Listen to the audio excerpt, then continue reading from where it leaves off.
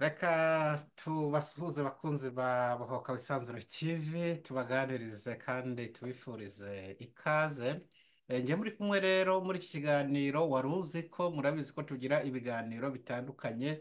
Ubushize twari mu kiganiro mu bimenyetso by'ibihe. Uyu munsi rero turi mu kiganiro wari uzi ko hano kuri Bohoka Wisanzure TV ngiye muri kumwe ni Revera Anaclet Habyarimana. Uyu munsi rero turaganira ku ifunga ry'insengero mu Rwanda. Mu kiganiro cyacu rero wari uzi ko turaganira turebe mbese aho umwotso uri gutambagira cyangwa se urimo uratembera mu nsengero aho nta bene kuwutambagiza. Bazibuka ko ikibyimba aho kiri kimaze guhisha ari mu bigisha b'inyoma biyise abahanuzi. Uyu munsi rero turaza kurebera hamwe nyirabayazana w'ifungwa ry'insengero ngo zirenze ibihumbi umunani mu gihugu nk'u Rwanda kirimo insengero zirenze ibihumbi umunani.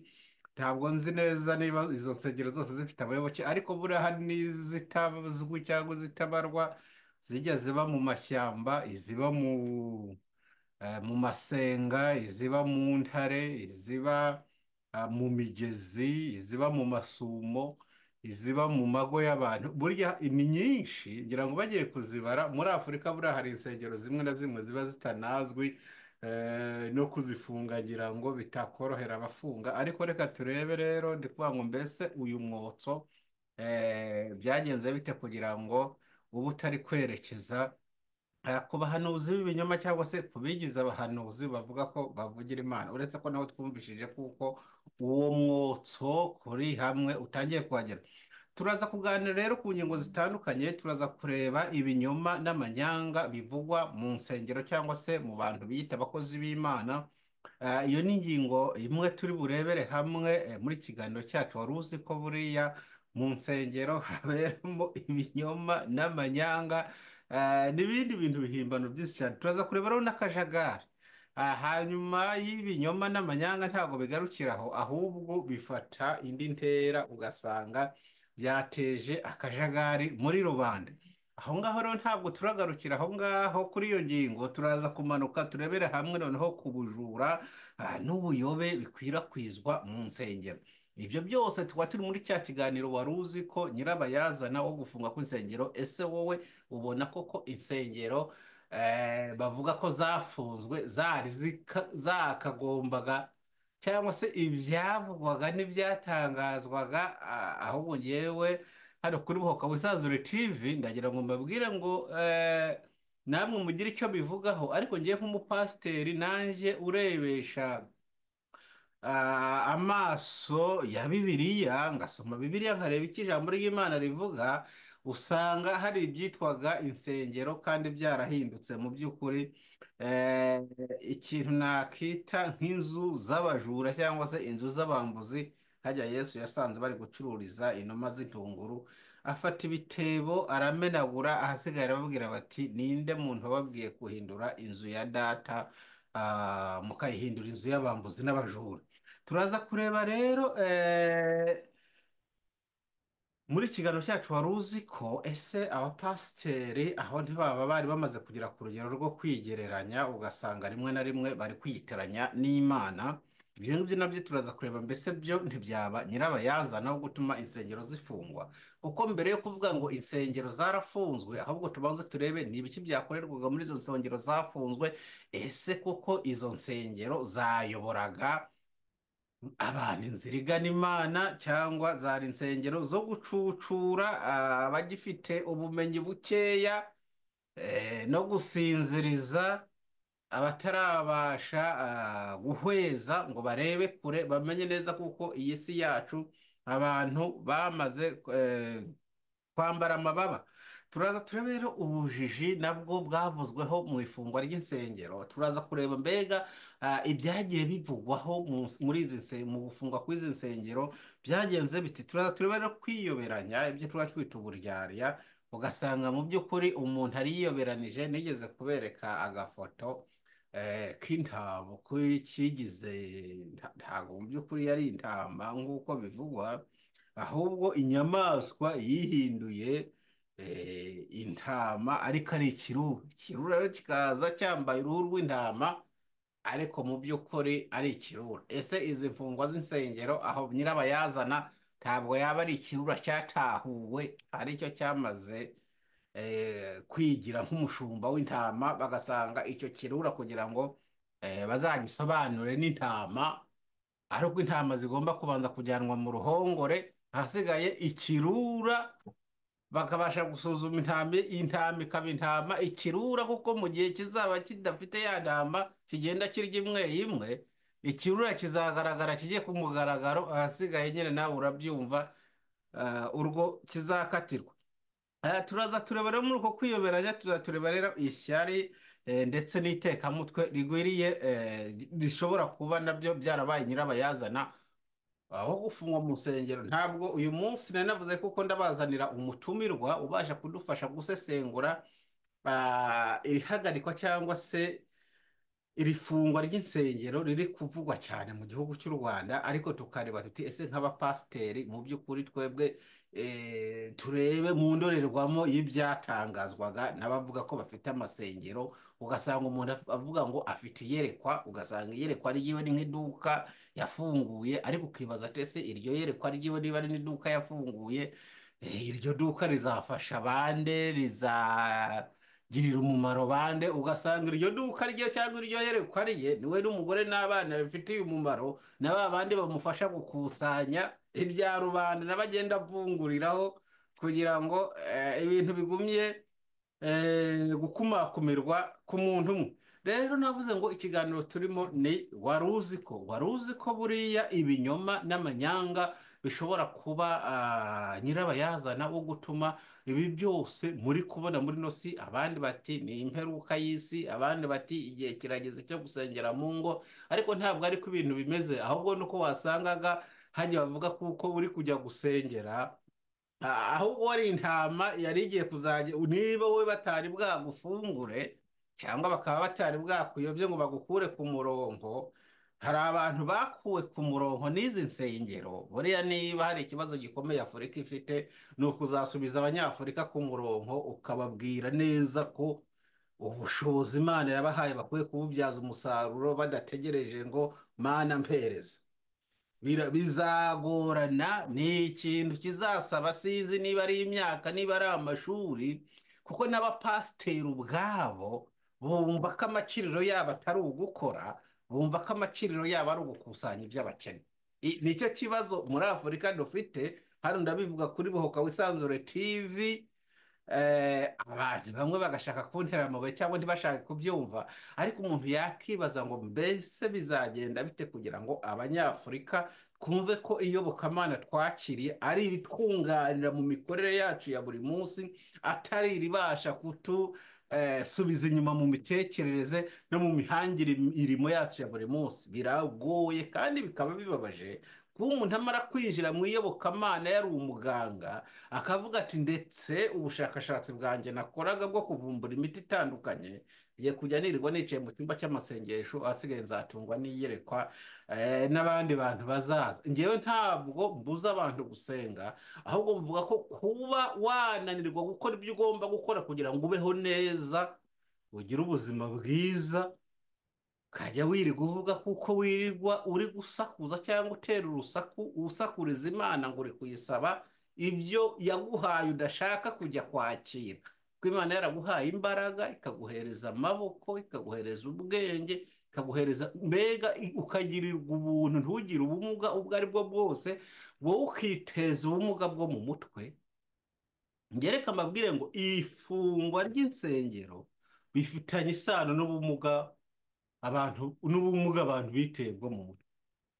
Ifunga ry'insengero, ndabisubiramo, bifitanye isano n'ubumuga bwo mu mutwe abantu biteye. Ndabisubiramo gatatu, ifungwa ry'insengero rifitanye isano n'ubumuga bwo mu mutwe abantu bikururiye. Iki kintu ndashaka kugisobanura neza. niba mvuze ngo abantu bikururiye ubumuga bwo mu mutwe bakabyita gusenga, ni ukubera iki? Umuntu aragenda hariya hamwe n'ibibazo yifitiye, atari gushaka uburyo arwana nabyo ngo abikemure, cyangwa se ngo asabe Imana ubwenge n'ubushobozi n'uburyo bwose yahangana n'ibyo bibazo afite, akagenda agatuza akavuga ati rero ibi bintu ngiye kubibwira utagaragara ari wowe twita Imana, nkahasigaye abikore ngewe nidamararira. Ubwo rero uburwayi bukaba burinjeka, kakaba karabaye. Kuko Imana nimba yaraguhaye ubwenge, icyo udashoboye ukaba ushobora kugira n'uwo wundi wabaza, Imana ikaba yakoriyanta. Ariko iyo umaze gufungira hamwe gusa ugakurura ubwo bumuga mu mutwe, reka mvuge ngo ni ubumuga bwo mu mutwe. Kuko abanyafurika ntabwo tuzagumya muri politike zo kuvuga ngo abantu ntibagumye bimakaza ibintu bimeze nk'ubumuga bw'umubiri, ahasigaye ngo tugumye tuba ingaruzwa muheto, tuvuge ngo dufite Imana, iyo Mana itagaburira abantu, iyo Mana igiye kuzatuma abantu bashirira mu nyanja, iyo Mana ituma tutabasha kubaka uruganda rugira inkingo, iyo Mana ituma abantu barya ntibahage, iyo Mana ituma abantu bahora bahagaritse umutima, tukajya twirirwa turi kubyina. Ndagira ngo mbabwire ngo ntabwo ari Imana, turayibeshyera. Ko Imana icyo yakoze, yahaye Adamu na Eva ubusitani, irababwira ati rero ikintu cya mbere mbabwiye mugomba gukora ni uguhingira ubu busitani bukabatunga. Ntabwo ari ukwizera ngo Imana igutunge. Ntabwo Imana yigeze ibwira Adamu na Eva ngo mugende maze munyizere munyubahe, ngewe nzajya mbahereza amatunda. Oya, iyo usomye igitabo cy'ibyakozwe, igitabo cy'itangiriro, ni Bibiliya, igitabo cy'itangiriro, ibice byaho 3 umurongo wa 15, niba atari wa 16 ndaza kureba. Imana usanga yarabwiye Adamu na Eva ati aha hantu ubu busitani mujya mubuhingira, bwera imbuto muzirye. Iyo ni Imana yabivuze. Birababaje rero, birababaje kandi bikongera bikababaza iyo usanga umuntu we ahisemo kuvuga ngo ngewe nzabeshwaho no kwizera. Hari umuntu uherutse kumbwira ngo ngewe ngo ntunzwe no gusenga. Uwo muntu ni umujura. Imana ntabwo yari ibujize kubwira Adamu na Eva ati rero uzasenge uzarya. Ntabwo Imana byari biyinaniye. Imana yashobora kubwira Adamu na Eva ati wowe uzasenge nzakuzanira ibyo kurya. Ariko Imana yamubwiye ati uzahingire ubu busitani nibwo buzagutunga. None rero ahangaha rero niho twibaza ngo byagenze bite kugira ngo umuntu yihimbira amayeri avuga ngo no, ati ibintu ntabwo ariko bimeze, ahubwo umuntu agomba gutungwa no kubaho gusa. Nababwiye ko ari itangiriro ibice 2 umurongo wa 15, aho Imana Uwiteka Imana ijyana wa muntu imushyira muri iyo ngobyi yo muri Edeni ngo ahingire ibirimo ayirinde. Ni ibice 2 umurongo wa 15. Rero niba uri umukirisitu ukaba utaragera kuri uru rwego rwo kumva ko iyi si Imana yacu yaduhaye niyo ngobyi ya Edeni uyu munsi dufite, abandi baragenda bagahungira mwari amazu bubatse, bakumva kuko ariho bamwe batekereza kuko mwariye amazu ariyo ngobyi. Ingobyi naho hantu Imana yaguhaye uri. Ingobyi yawe wowe naho hantu Imana yaguhaye utuye. Ingobyi yawe ashobora kuba ari ayo maboko yawe. Ingobyi yawe ushobora kuba ari amaboko yawe. Ibyo birashoboka rwose. Amaboko Imana yaguhaye akaba ariyo ugomba gukoresha, akaba ariyo ugomba kwifashisha. Ashobora kuba ari umutwe, niba warabashije kugira amahirwe ukagera ku ishuri. Ubwo bwenge Imana yaguhaye akaba ariyo ngobyi ugomba kubyaza umusaruro. Ibyo rero abantu barabihinduye. Ngewe reka mbabwire uruhande mpagazemo, kandi nzagumya mbitangarize haba ari hano ku rubuga rwa Bokabisanzure TV. Birababaje kuba kuri uno munsi wa none hari abantu bahanzweho n'ibyo nakitwa, niba ari imyuka mibi, niba ari uburwayi bwo mu mutwe, niba ari bajya basigaye bavuga ngo ni ubumuga bwo mu mutwe. Umuntu akaryama akarota nabi kubera stress yifitiye, kubera ingorane yifitiye, akarota nabi, yarota nabi akavuga ati ni Imana yangeretse. umuntu akaryama akarota nabi kubera ibibazo asanzwe afite cyangwa ibyo yiriwe atekereza cyangwa ibyo yiriwe yumva, kuko burya ibyo twiriwe twumva ibiri kwiruka mu mutwe wacu iyo tumaze kuryama ubwonko buraruhuka byose bugatangira kugira gute kubyuza, bugatangira kubisubiramo. ahasigaye rero umuntu yaryama kubera ubumenyi bukeya n'ubushobozi buke bwo kumenya ibiri kubera muri ino si, agahita avuga ati burya Imana hari icyo yanyeretse. ahangaha rero bakunze babohoka wisanzure n'usanga ibinyoma n'amanyanga byakwiriwe n'inzangano. ubu inzangano nyinshi zikwiriye kuri no si cyane cyane mu byo hariya muri Afurika cyangwa mu banyafurika na hano mu Burayi njya mbyumva, usanga abantu bahanzweho n'ibintu bimeze ngo bitwa kwerekwa cyangwa guhanura n'ibintu rwose bidafite aho bishingiye, babwira ngo ubumuga abantu bikururira mu mutwe ari nabwo butuma insengero zisa naho abantu. hari umuntu umwe nigeze mbaza ati kuki utajya gusenga w'umuzungu, arambwira ati ibibera mu nsengero nasanze ari ibintu bidafatika. atese kubera iki? ni amagambo gusa. ati ushaka ko bakuvuga ujya mu rusengero? niba ushaka ko bakuvuga ujya mu rusengero kandi bakakuvuga nabi, biragoye kugira ngo aba bakuvuga neza uhari ariko bigiye bakakuvuga nabi. ngibyo niko umuntu yanyibwiriye, ariko nanjye nkora ubushakashatsi atari ko se koko mu nsengero nasanze ahantu hari amagambo atari meza, kandi usanga ari mu nsengero n'abo muririmbana umara kubwiriza uri pasiteri bakakuvuga kandi bakakuvuga nabi, umara kuririmba bakakuvuga kandi bakakuvuga nabi, kandi mu mwanya bari gukoma mu mashyi. ibyo ni ibintu bibera mu rusengero. ibyo ni ibintu bibera mu rusengero, nta handi bibera ni mu rusengero.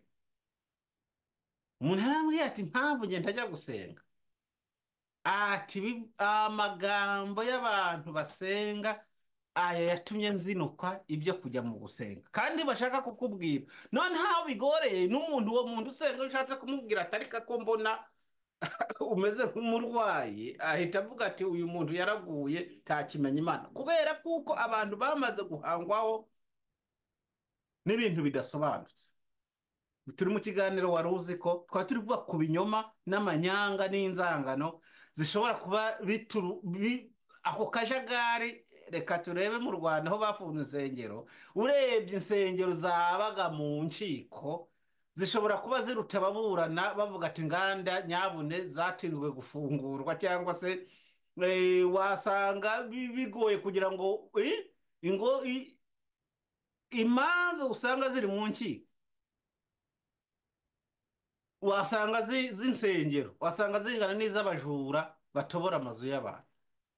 noneho kwibaza ati abacamanza noneho birirwa bakiranura abantu bitwa ko ari abantu b'Imana kurusha uko aba bantu b'Imana bakagombye kuba aribo babafasha ahubwo gutuma abantu bajya ku murongo. barabafasha gute ku bantu kujya ku murongo kandi nabo bari aho muri izo nsengero kugira ngo barebe ko bahaha?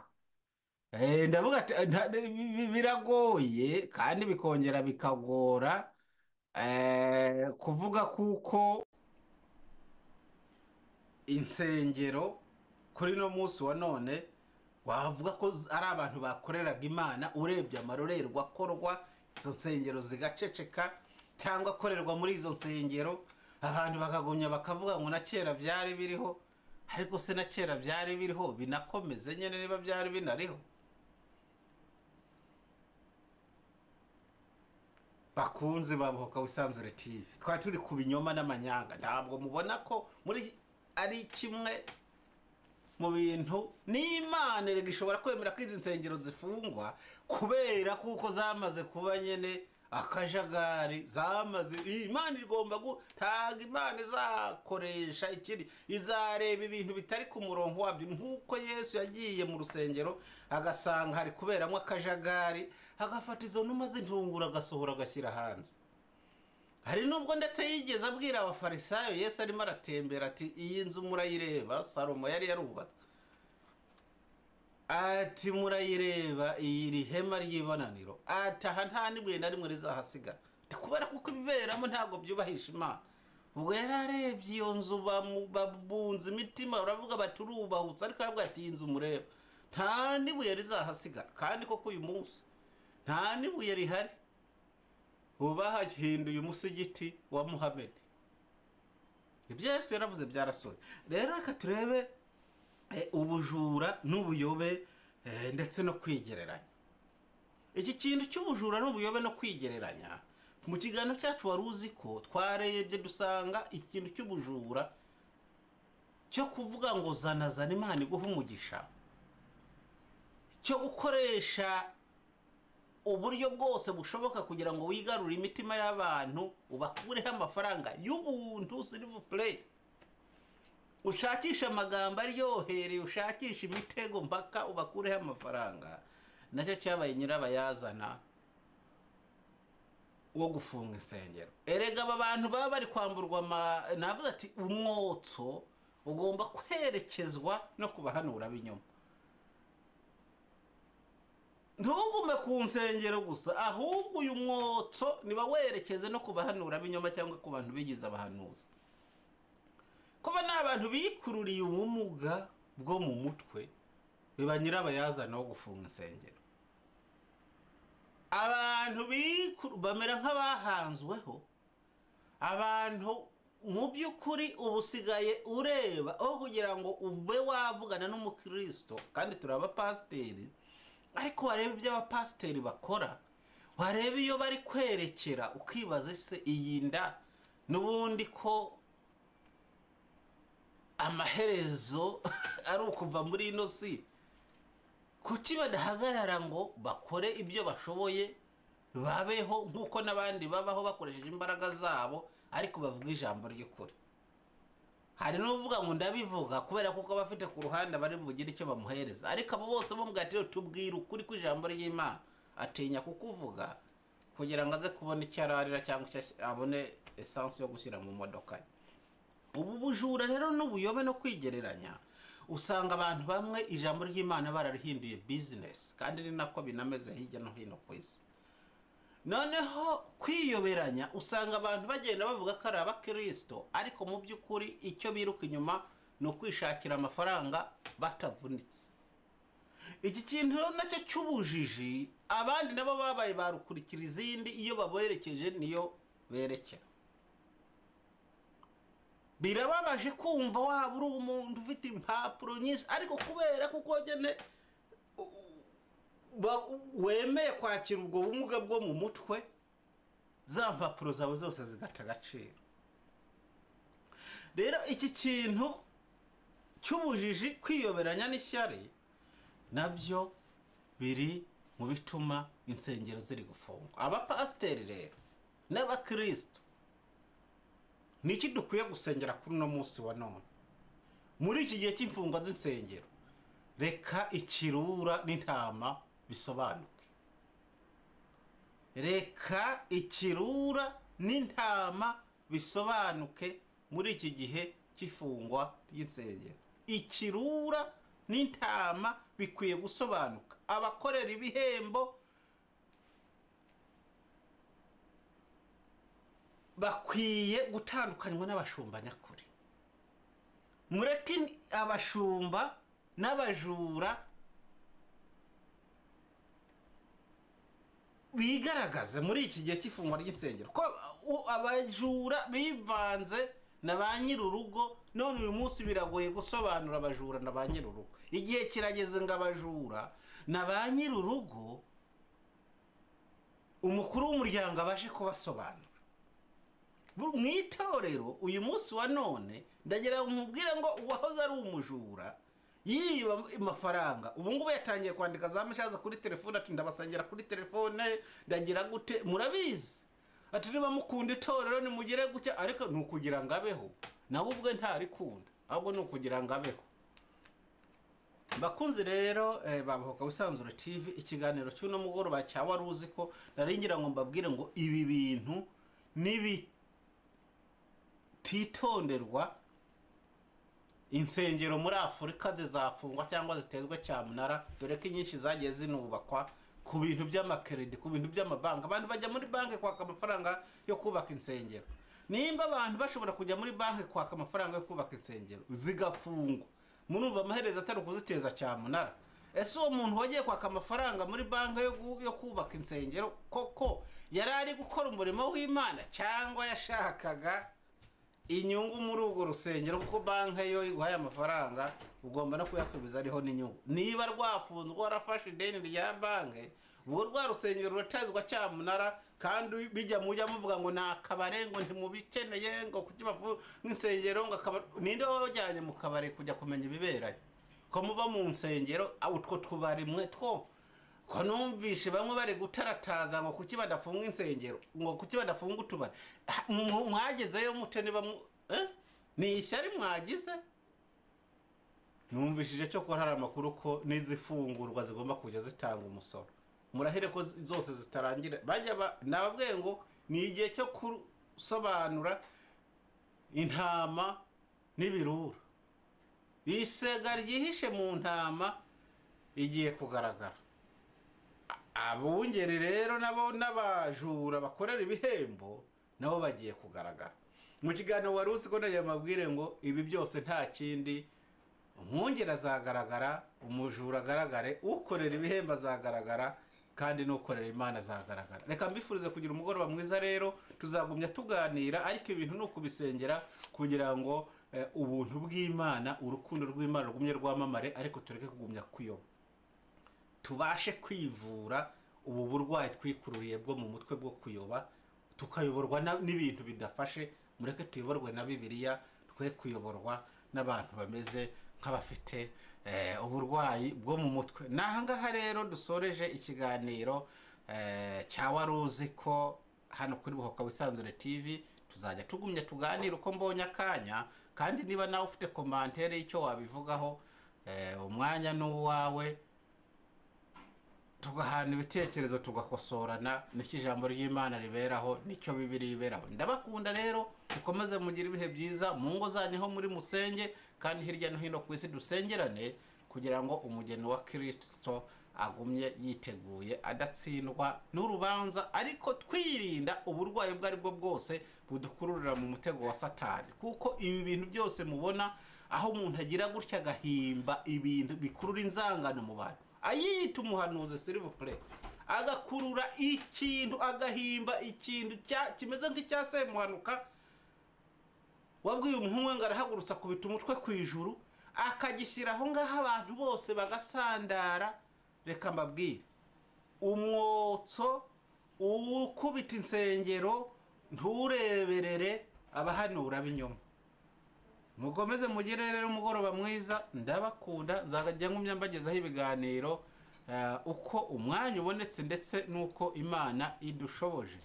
Murakoze, Uwiteka akomeze abishimire.